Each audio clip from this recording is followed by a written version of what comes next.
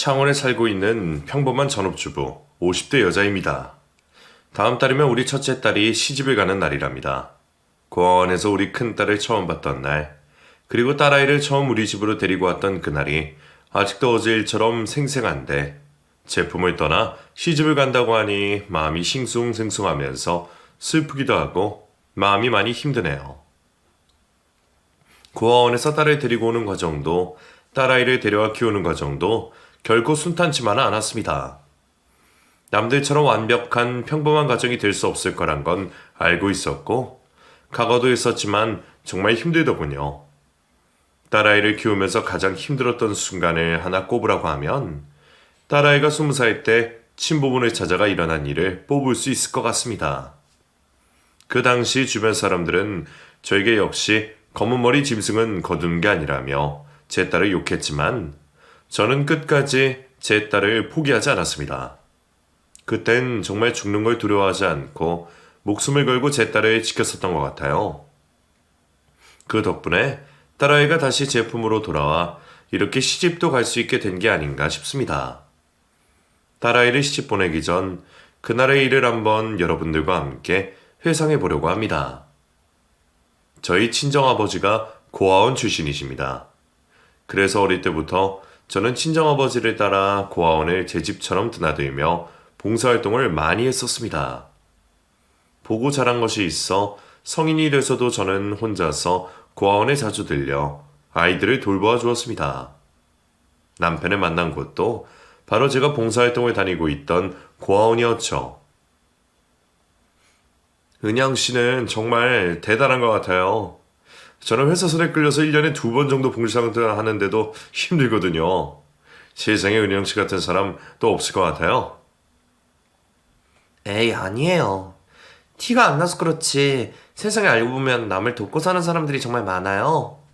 저는 어릴 때부터 아빠 손잡고 따라다닌 곳이라 익숙하다 보니 더 자주 들릴 수 있는 거고요. 회사 행사로 고아원 봉사활동을 하러 온 남편과 저는 연인이 되었습니다. 저는 남편과 연애할 때도 버릇처럼 말했습니다. 나는 결혼하고 나서도 봉사활동 꾸준히 할 거야. 남편한테 억지로 강요하진 않을 거지만 나랑 봉사활동 같이 다닐 수 있는 남자랑 결혼하고 싶어. 그럼 나랑 하면 되겠네. 나는 너랑 결혼하면 너 따라서 매일 고아원에 봉사활동하러 올 거야. 나 말로만 그러는 게 아니라 진짜 그럴 자신이 있어. 같이 고아원에 봉사활동을 다닐 수 있는 남자와 결혼을 하고 싶다는 저의 말에 남편은 그게 자신이라며 자신과 결혼하자고 조를 정도였습니다. 연애할 때도 남편은 일부러 저를 따라 고아원에 봉사활동을 다니기 시작했습니다. 이러지 않아도 된다니까. 오빠 주말에 쉬고 싶잖아. 오빠는 집에서 쉬어도 돼. 나 혼자 가도 된다고. 아니야, 난 괜찮아. 이게 힘들면 얼마나 힘들다고. 사실 처음에 조금 힘들긴 했는데 몇 번 하다 보니까 아이들 보는 것도 좋고 하루를 보람차게 보낼 수 있어서 뿌듯하더라고. 이제는 내가 좋아서 하는 거니까 말리지 마. 단순히 저에게 잘 보이기 위해 봉사활동을 하는 것이 아니라 남편도 정말 봉사활동의 의미를 진정으로 느끼면서 봉사활동을 하는 것이 보였습니다. 이 남자라면 나와 같은 생각을 가지고 평생 살아갈 수 있겠다 싶어 남편과의 결혼을 결심했습니다. 남편은 저와 결혼을 하고 나서도 꾸준히 저와 함께 고아원에 봉사활동을 다녔습니다. 그런데 남편과 제가 고아원 봉사활동을 열심히 하는 것을 탐탁지 않아 하는 사람이 있었습니다. 바로 시모였어요. 너희 요즘에도 고아원에 봉사활동 다니고 있니? 설마 지난주에 고아원 간다고 집에 못 온 거였어? 네, 어머님. 저번 주는 어린이날 봉사활동이라 시간을 뺄 수가 없었어요. 죄송해요. 그래도 오늘 왔으니까 서운한 마음 풀어주세요. 서운한 건 없지만 솔직히 말해서 나는 너희 고아원에 봉사활동 다니는 거 정말 마음에 안 든다. 너네들 좋은 마음으로 봉사활동 다니는 건 알겠는데 그게 너희한테 안 좋은 일이라는 걸 너희 정말 몰라서 그러니? 남편과 봉사활동하러 다닌다고 하면 남들은 다 복받을 거라고 말하는데 유일하게 시모만 봉사활동이 저에게 안 좋은 영향이 미친다고 부정적으로 말씀하셨습니다. 그때까지도 저는 시모가 무슨 말을 하는 건지 이해하지 못했습니다. 어머님, 그게 무슨 말씀이세요? 봉사활동이 저희한테 안 좋은 일이라뇨. 저희는 봉사활동 다니면서 오히려 더 좋은 영향받고 살고 있어요. 너희 그렇게 애들 있는 고아원에 봉사활동하러 다니면 임신 못해. 아이가 안 생길 거라고. 삼신 할머니가 그 애들이 너희 애들인 줄 알고 아기 점자 안 해주실 거다. 애 갖고 싶으면 당장 고아원 봉사활동 그만둬라. 고아원 말고도 봉사에 쓰는 데가 천지인데 왜 굳이 거길 가는 거야? 아, 어머님, 그거 다 미신 아니에요? 고아원 봉사활동하러 다닌다고 애 못 가진다는 말이 세상에 어딨어요. 그럼 고아원에서 일하시는 분들도 아이가 없어야 되는데 다들 아이 잘 만나고 사시는데요? 어머님, 걱정이 너무 앞서가셨어요. 너 내 말 우습게 듣다가는 큰 코 다친다. 내가 괜히 하는 말이 아니야. 나중에 돼서 후회하지 말고 내 말 듣고 고아원 봉사활동 당장 그만둬. 고아원 봉사활동에 다니면 삼신할머니가 아이를 점지해주지 않아 제 임신이 되지 않을 거라는 시모의 말에 저는 코웃음을 쳤습니다. 정말 말도 안 되는 소리라고 생각을 했었죠. 그래서 저는 시모의 말을 무시하고 남편과 계속해서 고아원 봉사활동을 다녔습니다. 여보, 임신 테스트기 해봤어? 당신 요즘 생리 안 한다고 걱정했었잖아. 아, 그거 잠깐 미뤄진 거더라고. 지금은 생리하고 있어. 나도 이번에 임신된 건 줄 알고 살짝 기대했는데 아니었네. 우린 아직 때가 아닌가 봐, 여보. 남편과 저는 아이를 늦게 낳을 이유가 없었기 때문에 관계를 할 때 굳이 피임을 따로 하지 않았습니다. 그런데도 결혼 1년이 지나도 저희에게 아이는 찾아오지 않았습니다. 결혼 1년 차에 아이가 생기지 않았을 땐 그냥 그런가 보다 했는데 2년 차에 접어드니 시모 말이 사실인가 싶었습니다. 여보, 어머니 말이 사실이었을까? 고아원 봉사활동 다니면 임신을 못한다고 했었던 그 말 말이야. 지금 생각해보면 어머님 말이 맞는 것 같기도 해. 지금부터라도 고아원 봉사활동을 잠깐 쉬어야 되는 게 아닌가 몰라. 엄마 말 미신인 거 다 알잖아. 그냥 지금은 때가 아니라고 생각하면 되지. 굳이 그렇게까지 생각할 필요 있어? 당신 말대로 고아원에 일하시는 분들 다 아이 잘 낳고 잘 사시는데 응? 고아원 봉사활동이랑 임신이랑 무슨 상관이야? 시모의 말에 신경 쓰지 않으려고 해도 시간이 지나면 지날수록 시모의 말이 틀리지 않은 말이라는 게 느껴졌습니다. 아이를 가지기 위해 인공수정도 하고 시험관도 했지만 아이는 끝끝내 저희에게 찾아오지 않았기 때문이었죠. 제가 몸으로도 마음으로도 많이 지쳐 있을 때 남편이 저에게 말했습니다. 여보, 우리 아이를 입양해보는 건 어떨까? 노력하면 언젠가 아이가 생길 수도 있겠지만 나는 아이를 입양해서 키우는 것도 우리가 부모가 되는 또 다른 방법 중 하나라고 생각해.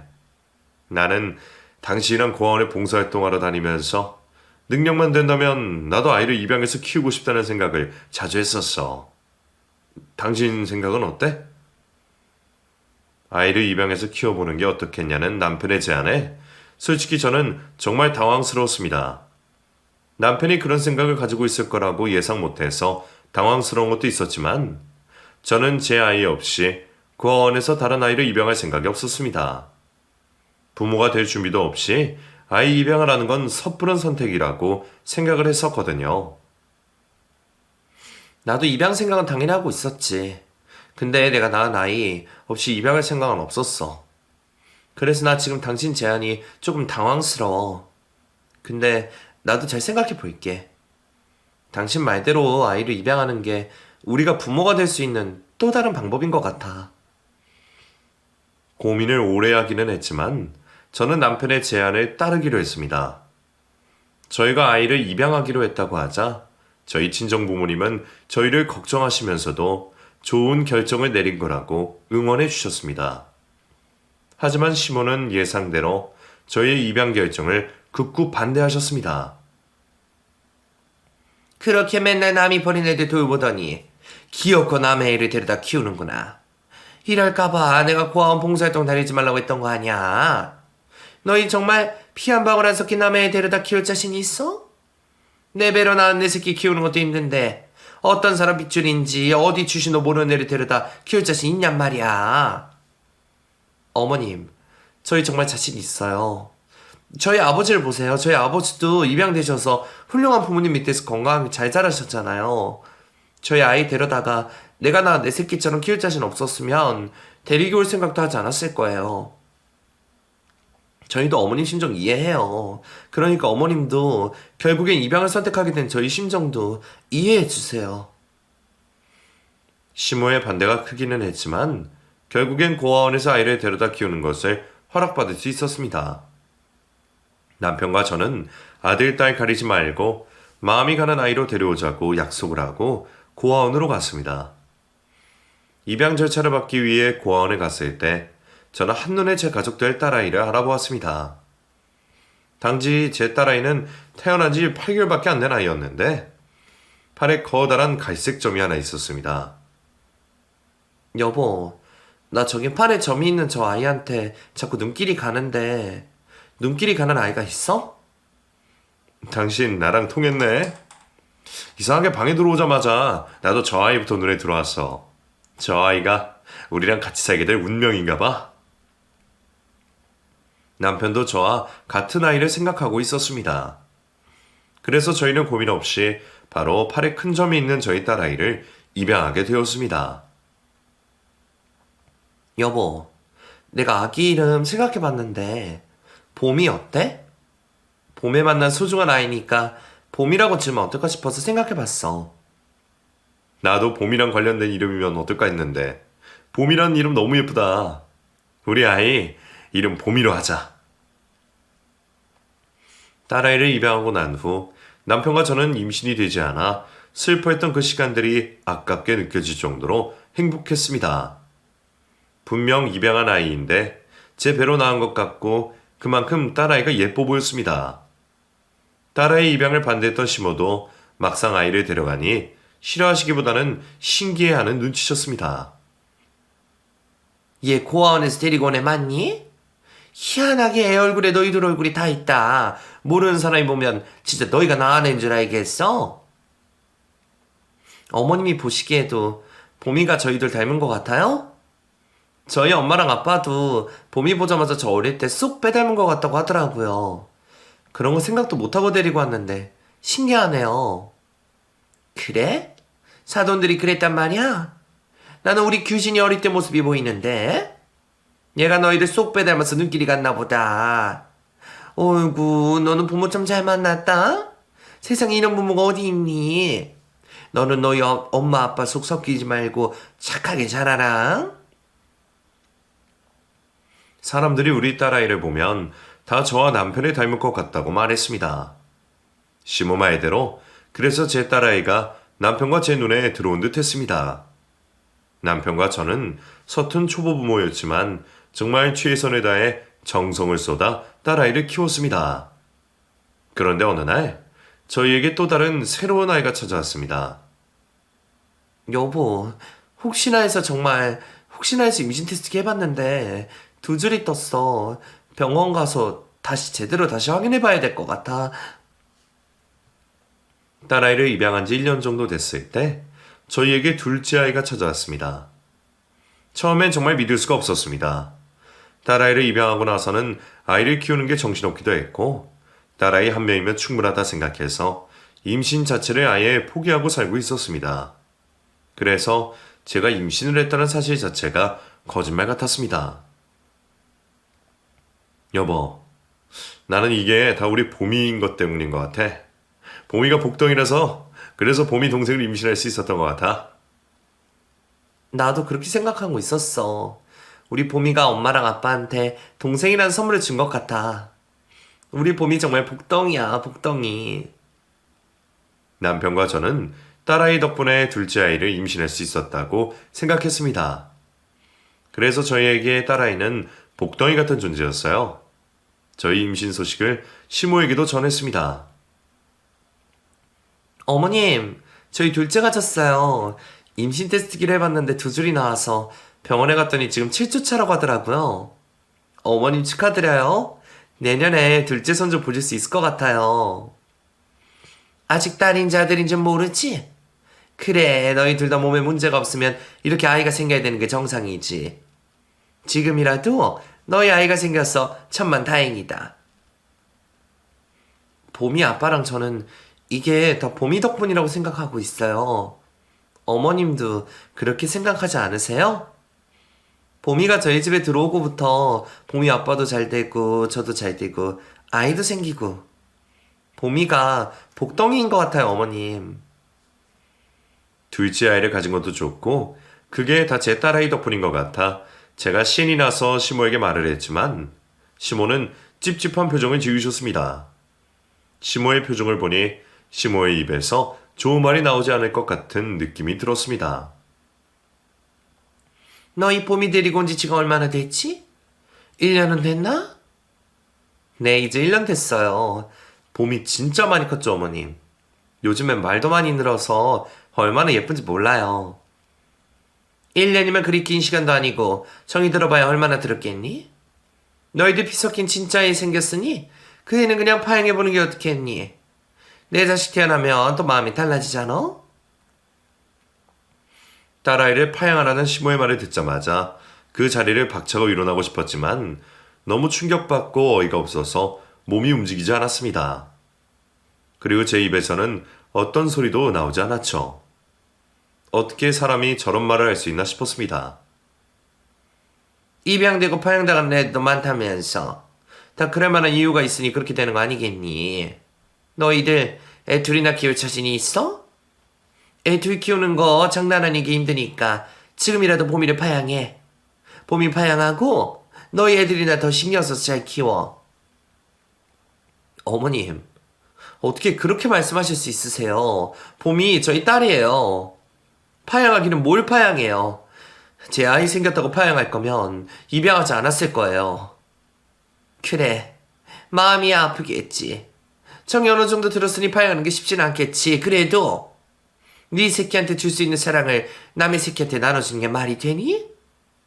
나는 너네가 내 친손주가 아니라 봄이한테 사랑을 나눠주는 거 보기도 싫고 아깝다고 생각한다.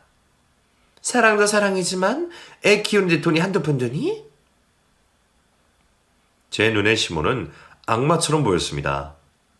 그날 시모에게 정이 떨어져 버린 저는 둘째 아이를 낳을 때까지 시모를 찾지 않았습니다. 제 딸아이를 미워하는 시모를 보고 싶지 않았습니다. 그리고 그게 제 딸아이를 지킬 수 있는 방법이라고 생각했어요. 여보, 나는 절대 우리 봄이 파양 안 할 거야. 그리고 봄이를 내 새끼보다 더 사랑하고 키울 거야. 당신도 봄이 아빠니까 그렇게 해야 돼. 봄이 우리 집에 온 순간부터는 우리 자식이야. 내 배로 낳은 자식이나 다를 거 하나 없는 자식이라고. 엄마가 심하게 말했던 건 내가 대신 사과할게. 나도 당신이랑 같은 마음이야. 그러니까 당신은 엄마 말 너무 마음에 담아두지 말고 우리 봄이랑 둘째 아기 잘 키워보자. 나도 차별 없이 두 아이 모두 골고루 사랑해주며 키울게. 남편이 저와 같은 생각을 하는 사람이라 다행이었습니다. 남편과 저는 다짐대로 딸아이를 제 배로 낳은 아이보다 더 사랑으로 키웠습니다. 그렇게 오랜 시간이 흘러 제 딸아이가 사춘기가 온 나이가 되던 때였습니다. 여보, 봄이 오늘 왜 저래? 나 퇴근하면 달려나와서 인사하던 애가 얼굴도 내비치지도 않고 방에도 못 들어오게 하고. 어디 아파? 아니면 학교에서 무슨 일 있었어? 학교에서 애들이 봄이 입양된 거 가지고 또 뭐라고 했나 봐. 봄이 지금 사춘기라 더 예민한 시기잖아.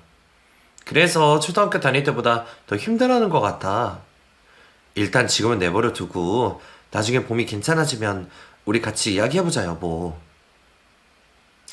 봄이 힘들어하는 날이 점점 많아져서 큰일이네. 그래도 이 시기만 잘 넘기면 우리 봄이 더 단단해지고 괜찮아질 거야. 지금은 부모인 우리 역할이 중요한 것 같으니까 봄이 신경 많이 쓰자, 여보. 딸아이가 초등학교에 들어갈 때 저희는 딸아이에게 자신이 입양된 딸이라는 것을 알려주었습니다. 딸아이를 입양할 때부터 남편과 저는 딸아이에게 입양을 숨길 생각이 없었거든요. 저희의 사랑을 듬뿍 받고 자라서 그런지 딸아이는 자신이 입양이 되었다고 해도 아무렇지 않아 했습니다. 그랬던 아이였는데 사춘기 때는 다른 듯 했습니다. 그 시기 땐 힘들어하는 딸아이 때문에 남편과 저도 정말 힘들었습니다. 그런데 엎친 데 덮친 격이라고 고아원에서 연락이 왔습니다. 봄이 어머니 잘 지내고 계시죠? 봄이는 잘 지내고 있나요?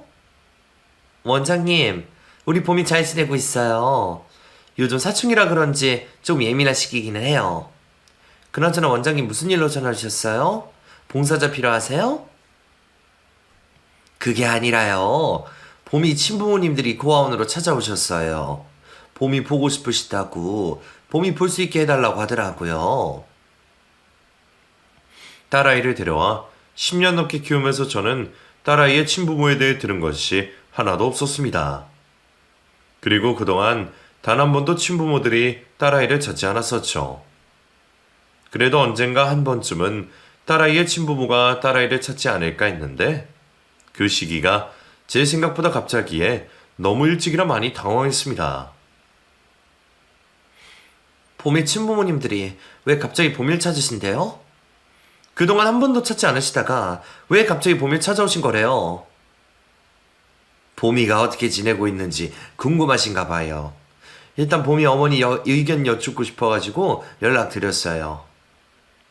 저 혼자 정할 일이 아니라 봄이 아빠랑 이야기해 볼게요. 그리고 봄이 의견도 한번 들어봐야 될 것 같아요. 다시 연락드릴게요. 그날 밤 저는 남편에게 고아원에서 연락이 왔다고 말했습니다. 남편은 그 이야기를 듣자마자 딸아이에게 의견을 물어보자고 했습니다. 봄이한테 물어봐야 되지 않을까? 봄이도 친부모님들이 보고 싶고 궁금할 수도 있잖아. 그건 그렇긴 한데 나는 왜 이렇게 마음이 불안한지 모르겠어. 솔직한 심정으로는 봄이한테 말하고 싶지 않아. 저는 딸아이한테 친부모에게 연락이 왔다는 사실을 숨기고 싶었지만 남편은 딸아이에게 반드시 말을 해야 된다고 해서 어쩔 수 없이 딸아이에게 이 사실을 말했습니다. 봄이야, 봄이 친부모님들이 봄이 보고 싶다고 연락이 왔어. 봄이한테 이 사실을 말해줘야 될 것 같아서 말하는 거야. 봄이 너도 친부모님들이 보고 싶고 궁금하면 언제든지 볼 수 있으니까 엄마한테 말해. 나한테 다른 친부모 같은 게 어디 있어. 나한테 친부모는 엄마랑 아빠 둘뿐이야. 그리고 그 사람들은 나 버릴 땐 언제고 왜 이제 와서 내가 보고 싶다고 그런데? 친부모님들도 그런 선택을 할 수밖에 없었던 이유가 있지 않았을까? 엄마랑 아빠는 무조건 봄의 의견에 따를 거니까 안 보고 싶으면 안 봐도 돼. 안 봐. 평생 안 볼 거야. 죽을 때까지 안 볼 거라고. 나 버리고 간 사람들 나도 보고 싶지 않아. 다시는 나한테 연락하지 말라고 해. 나는 평생 엄마랑 아빠랑 살 거라고. 그렇지 않아도 심적으로 힘들어했던 딸아이는 친부모들에게 연락이 왔다는 소식을 듣고 더 힘들어했습니다. 그래서 저는 딸아이의 친부모에게 딸아이를 만날 수 없다고 전달했습니다. 그러자 고아원 측에서는 친부모들이 딸아이에게 쓴 편지를 전해주었습니다. 봄이 친부모님들이 봄이한테 꼭 전달을 해달라고 신신당부를 하셔서요. 봄이 어머니가 이거 꼭 봄이한테 전달해 주세요. 친부모님들 마음을 제가 모르는 건 아니지만 이 정도면 그분들이 우리 봄이 괴롭히는 게 아닌가 모르겠네요. 전달을 해드리겠지만 답장을 드릴 수 있다고 확신은 못 해드리겠어요. 딸아이에게 친부모들의 편지를 전달하고 싶지 않았지만 그렇다고 제가 몰래 숨길 수도 있는 것도 아니었기에 편지를 딸아이에게 전달했습니다. 딸아이는 그 편지를 받아내자마자 저와 남편이 보는 앞에서 갈기갈기 찢어버렸습니다. 엄마, 나 이런 거 필요 없다고 했잖아. 나한테 이런 거 가져다 주지 말란 말이야. 난 그냥 엄마랑 아빠랑 보건이랑 넷이서 행복하게 잘 살고 싶어. 제발 나 좀 괴롭히지 말고 가만히 놔두라고 해. 그 이후로 저는 딸아이 앞에서 친부모 이야기를 꺼내지 않았습니다. 그리고 다행히 딸아이는 고등학교에 입학하고부터 정신적으로 안정을 찾기 시작했습니다. 그런데 더 큰 문제가 생겼습니다. 봄이 어머니, 지금 병원으로 와주셔야겠어요.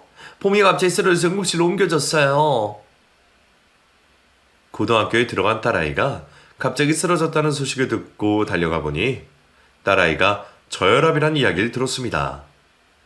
그 이후로도 딸아이는 고등학교 다니는 내내 저혈압으로 여러 번 쓰러졌습니다. 그래서 저는 다니던 일도 그만두고 딸아이 뒷공무니만 따라다니며 딸아이를 돌보았습니다. 딸아이 입시 때도 아픈 딸아이가 쓰러지지 않고 공부에만 집중할 수 있도록 딸아이보다 더 못 자고 못 먹으며 딸아이를 돌보았습니다. 엄마, 나 좋은 대학교에 합격할 수 있었던 거 다 엄마 덕분이야.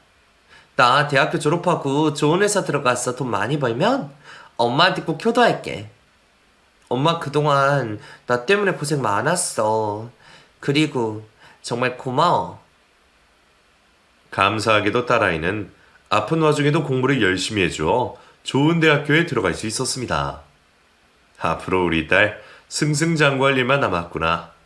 큰딸을 잘 키워냈으니 누나 때문에 뒷전이었던 우리 둘째 아들 잘 돌봐야겠다 했는데 이놈의 문제가 또 생겼습니다. 몇 년 동안 연락이 없던 딸아이의 친부모가 다시 연락이 온 것이었죠. 봄이 어머니, 정말 죄송해요. 이런 연락 불편할 수 있지만 봄이 친부모님들이 또 저를 찾아오셨어요. 이번엔 봄이 꼭 봐야 된다고 그럴 이유가 있다고 사정사정을 하셔서 저도 어쩔 수 없이 연락드려요. 봄이한테 친부모님들이 간절히 찾고 있다고 좀 말씀해 주세요. 네, 일단 봄이한테 물어는 볼게요. 그런데요, 원장님, 친부모님들이 왜 이번엔 봄이를 꼭 봐야 된다고 그러는 건가요? 저도 그 이유를 알아야 될 것 같아서요. 그거는 지금 말씀드리기가 어려워요. 나중에 봄이가 친부모님들 뵙겠다고 하면 자연스럽게 하시게 될 거니까 일단 봄이한테 꼭 전달해 주세요. 더 늦기 전에 친부모님 보는 게 좋을 거라고 이 말도 꼭 전해 주세요. 딸아이의 친부모들이 또다시 딸아이를 찾아온 것이 불편하고 불안했습니다. 몇 년 전 처음 딸아이를 찾아왔을 땐 딸아이를 친부모들에게 뺏길까 불안했는데 이번엔 뭔가 큰일이 생길 것 같은 불안감이 들었습니다. 엄마의 직감이랄까요? 하지만 딸아이에게 친부모가 다시 찾는다는 사실을 숨길 수 없어 이번에도 딸아이에게 말했습니다. 봄이야, 친부모님들이 또다시 너를 찾고 계신다고 하더라. 이번에 꼭 너를 보고 싶다고 하셨다던데 네 생각은 어떠니? 지금은 친부모님들 볼 마음이 있어? 엄마, 나 그 사람들 보고 싶지 않다고 했었잖아. 그리고 왜 또 갑자기 나타나서 나를 꼭 봐야 된다고 그러고 있대? 그 사람들 뭐 나한테 부탁할 거라도 있나 보지? 자기 힘들 땐 버리고 가더니 자기들 필요할 땐 다시 찾고. 사람들이 도대체 왜 그래? 딸아이가 20살이 되었기 때문에 친부모들이 처음 찾아온 그때보다는 마음이 나아져서 친부모들을 만나보고 싶어하고 궁금해할 줄 알았습니다. 하지만 딸은 몇 년 전과 전혀 다를 것 없이 친부모들이 혐오하고 싫어했습니다. 딸아이가 이 정도로 친부모들을 싫어하니 앞으로도 궁금해하지 않을 것 같아 고아원에 저의 의사를 확실하게 전달했습니다. 원장님, 봄이는 친부모님들을 보고 싶지 않아 하고 궁금해하지도 않아요. 앞으로도 봄이는 친부모님들을 찾지 않을 것 같으니까 봄이 친부모님들이 봄이를 찾아도 저희한테 연락 주지 마시고 원장님이 알아서 거절해 주세요. 부탁드릴게요. 봄이가 그렇다고 하니까 어쩔 수 없네요. 그래도 언제든지 저한테 연락 주시면 봄이 친부모님들 만날 수 있다고 전해주세요. 아니요, 그 말 전하지 않을 거예요. 봄이가 보고 싶으면 먼저 보고 싶다고 하겠죠. 우리 봄이 그만 괴롭혀주세요. 기분 나쁜 티도 내고 단호하게 말을 했으니 친부모에 대한 문제는 이제 끝이 났을 거라고 생각했습니다.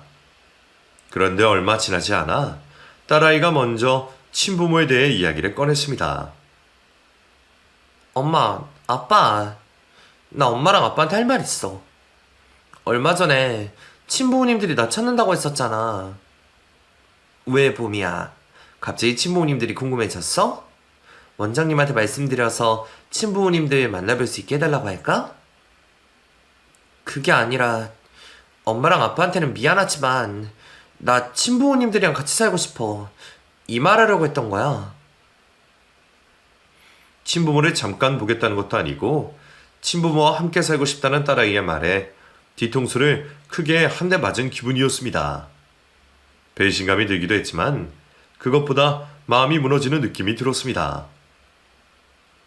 봄이야, 갑자기 그게 무슨 소리야. 친부모님들 얼굴도 보고 싶지 않다고 하더니 왜 갑자기 같이 살고 싶다고 그래. 무슨 심경에 변화가 있어서 그러는 거야. 생각해보니까 친부모님들이 나를 버리고 싶어서 버린 것도 아니고 어쩔 수 없이 그랬을 텐데 내가 너무 매정하게 그러나 싶어서 마음이 쓰여. 그리고 지금 나를 다시 찾아온 거면 사정이 괜찮아졌으니 그런 게 아닐까 싶어서 말이야. 그런 거라면 나도 친부모님들이랑 살아보고 싶어. 저는 친부모에게 가겠다는 딸아이에게 절대 안 된다고 말했습니다. 딸아이가 원하는 대로 그렇게 보내줘 버리면 평생 우리 딸아이를 볼 수 없을지도 모르겠다는 생각이 들었거든요. 엄마는 너 절대 거기 못 보내. 친부모님들 만나 뵙고 교류하면서 지내는 건 좋은데 완전히 거기 가는 건 절대 반대야. 너는 내 딸이야. 너는 내가 낳은 내 딸이라고. 마음으로 낳은 딸이랑 배 아파 낳은 딸이랑 같아? 다르잖아. 나 그냥 가게 해줘. 지금까지 엄마랑 아빠랑 행복하게 잘 지냈으니까 이제는 친부모님들이랑도 그렇게 살고 싶어. 내 눈에 흙이 들어가도 절대 안 돼. 너 정말 엄마 죽는 꼴 보고 싶어서 그래? 엄마는 너 없이 못 살아. 딸아이는 저의 반대에도 무릅쓰고 짐을 싸서 친부모들에게로 떠나갔습니다. 그땐 정말 딸에게 너무 서운해서 딸이 저를 버렸다고 생각했습니다. 시모도 친부모로 가버린 딸의 욕을 심하게 했었습니다. 그년이 기껏 거둬 키워놨더니 지 애미를 버리고 가버려? 지 엄마 지를 어떻게 키웠는데 지가 어떻게 그럴 수 있어? 겉머리 짐승은 거둬 키우는 게 아니라고 했지만 그래도 내 아들이 키운 그녀는 안 그럴 줄 알았는데 이 그년도 어쩔 수 없는 짐승이었구나. 저를 버리고 간 딸아이가 믿기는 했지만 저는 그래도 딸아이를 포기하지 않았습니다. 딸아이가 다시 집으로 돌아올 수 있게 계속해서 연락을 했었지만 딸아이는 끝끝내 돌아오지 않았고 제 연락도 받지 않았습니다. 그렇게 한 달이란 시간이 흘렀을 때였습니다.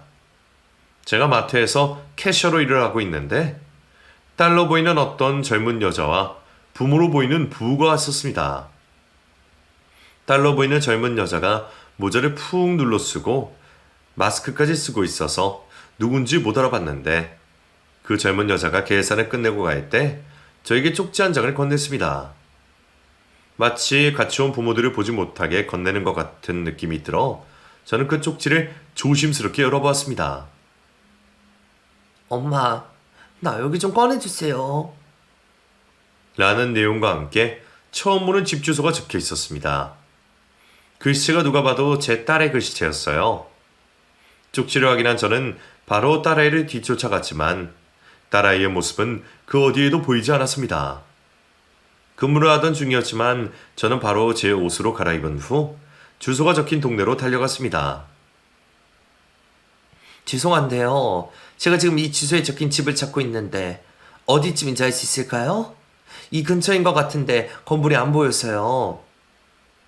이 집, 이 건물 뒤에 있는 집인 것 같은데 여기 지하로 가시려고요? 무슨 일로 이 집에 가시는 거예요? 찾고 있는 사람이 있어서요. 혹시 이 집에 누가 사시는지 아세요? 지나가는 동네 사람에게 집 주소가 적힌 곳이 어디냐 물었는데 동네 사람은 난색을 표했습니다. 아유, 거기 범죄자 부부 사는 곳이잖아요. 그 사람들 때문에 그 건물 사던 사람들 다 도망가서 집주인 난리도 아니었어요. 웬만하면 거기 가지 마세요. 아저씨도 아줌마도 엄청 험악하게 생기고 어휴, 위험한 사람들이에요. 범죄자 부부가 살고 있다는 말에 저는 바로 그 건물로 달려갔습니다. 지하로 내려가 문을 두드렸는데 집 안에서는 험악하게 생긴 남자 한 명이 나왔습니다. 아까 마트에서 봤던 사람이 분명했습니다. 누구시오? 누군데 남의 집 문을 그렇게 사정없이 두드리는 겁니까? 우리 봄이 데리러 왔어요.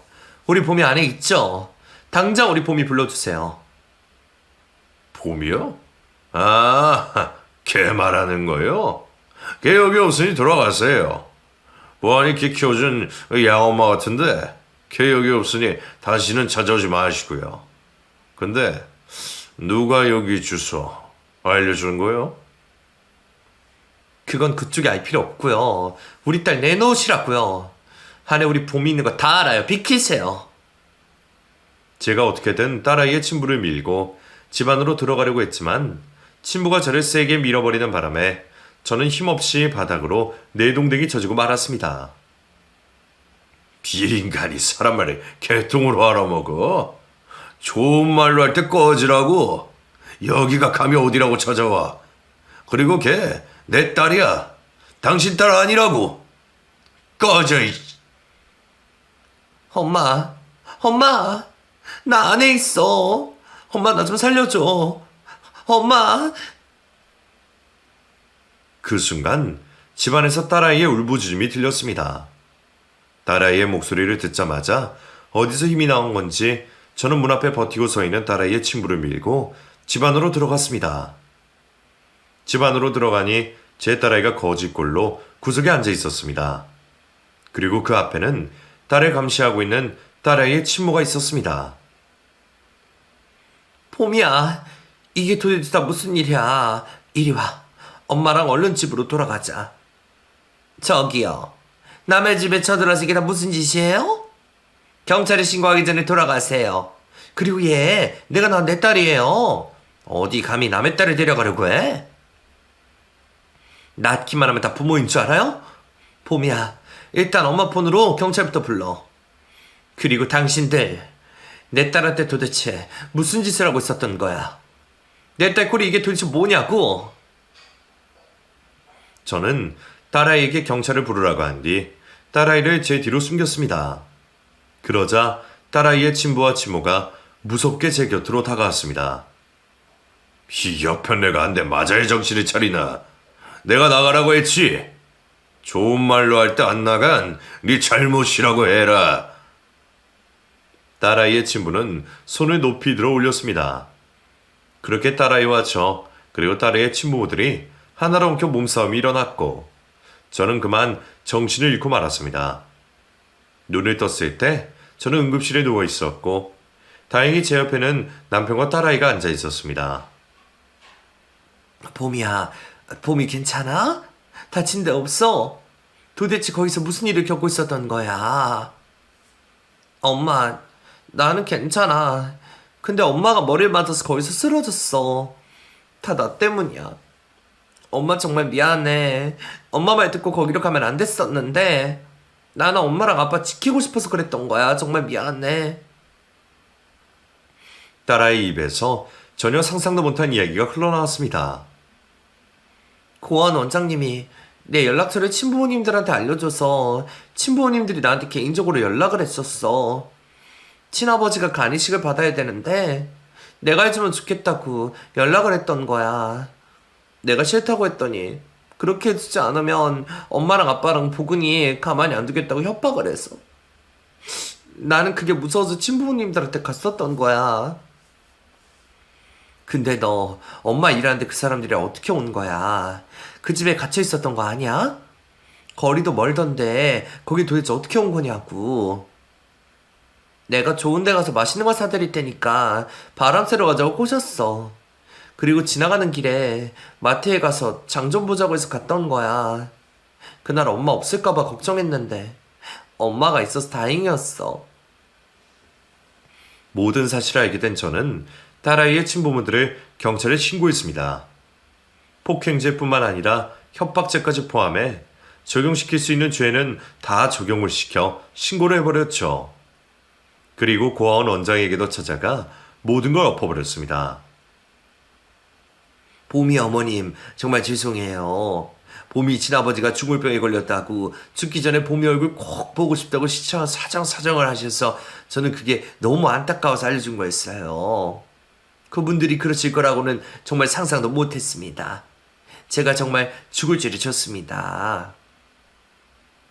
원장님, 봄이 친부모들 둘 다 전과자라는 거 알고 계셨죠? 알면서도 저한테 말하지 않으셨던 거 아닌가요? 지금이라도 솔직하게 말하세요. 그 두 사람 정체가 뭡니까? 봄이 어머님이 알고 계시는 대로 두 분 다 전과자예요. 도둑질도 하고 사람도 때리고 사기도 쳐서 교도소에 몇 번이나 갔다고 하더라고요. 그리고 봄이도 교도소에서 태어난 아이예요. 그 사실을 봄이 어머님이 아시면 봄이를 입양하지 않으실까봐, 입양하더라도 금방 파양하실까봐 숨긴 거예요. 다 봄이를 위한 일이었는데 정말 죄송합니다, 어머니. 딸아이의 출생에 대해 알게 된 것보다 친부모들의 정체에 대해 알게 된 것이 더 충격이었습니다. 친부모들이 전과자인 걸 알았다면 저는 어떻게 해서라도 제 딸아이를 지켜 그곳으로 보내지 않았을 겁니다. 제가 제 딸아이를 지켜내지 못한 것 같아 마음이 너무 힘들었습니다. 결국 딸아이에게 협박을 하고 딸아이를 집에 가둬두고 또 딸아이에게 간이식을 요구한 친부모들은 다시 교도소에 들어가게 되었습니다. 그리고 딸아이의 친부는 교도소에 들어간 지 얼마 지나지 않아 사망했다고 했습니다. 병세가 악화되어 사망을 한 것이었죠.